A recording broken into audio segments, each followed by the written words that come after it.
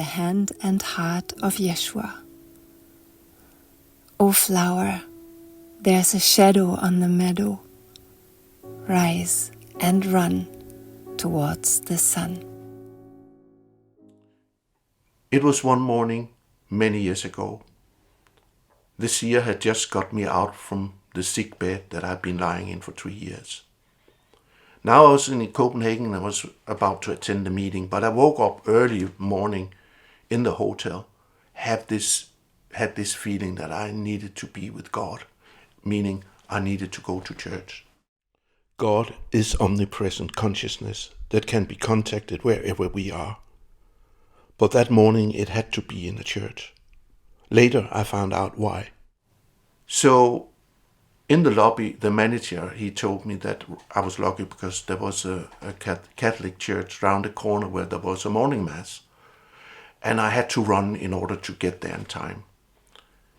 When I got in, there was this plate with holy bread that one has to take and put over to another plate if you wanted to participate in the Eucharist. I didn't, so I just let it be and went into the church, sat on the very last row, and went into my own meditation. Then the priest started his preaching, and I was really irritated by the sound of the sound system because I could not really understand what was being said. And while I was sitting in this divided mood, so to speak, I felt a hand coming heavy down on my shoulder from behind. So I turned around, and there was this ethereal cloud, and suddenly it opened up, and then there was Yeshua, holding his heart in his hand, offering it to me. And then, like that, I started to cry. Totally uncontrollable. And I tried not to disturb the service. I held my head in my hands, and to no avail because people were turning around and looking at me, but I could not help it. So I was just sitting there. Next thing I remember was I was standing in line in order to go to the Eucharist to get the wine and the bread. But I had not taken the holy bread, so there would not be anything for me. Then I got eye contact with the priest, and he took up a bread from up there, broke it into 2 in order to show me that now there was one for me too. Unbelievable. I came up there and he saw me, he smiled. And remind you, I was not in any way depressed or anything. On the contrary, I was just being given a new life from the seer, So, but this was I felt it was a purifying of my heart. It was like a remembrance, and I can really still feel that hand on my shoulder. It was like a commitment that I was giving this purified heart now, but now you have to take responsibility for that kingdom of heaven within you.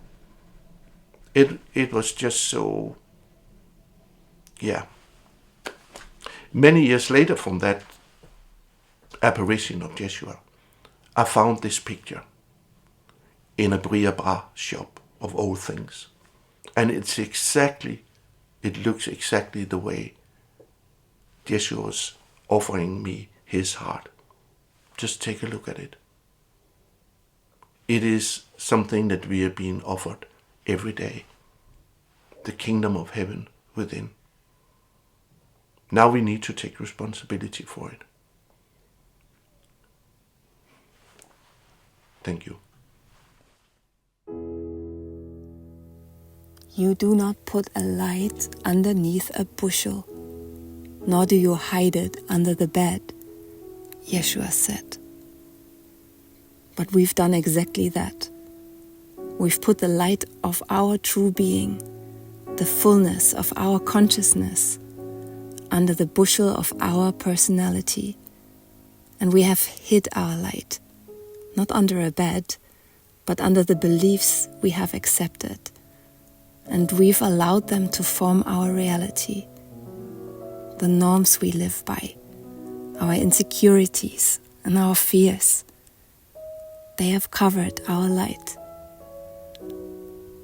But Yeshua said, no, you put your light on a lampstand so that everyone can see by it.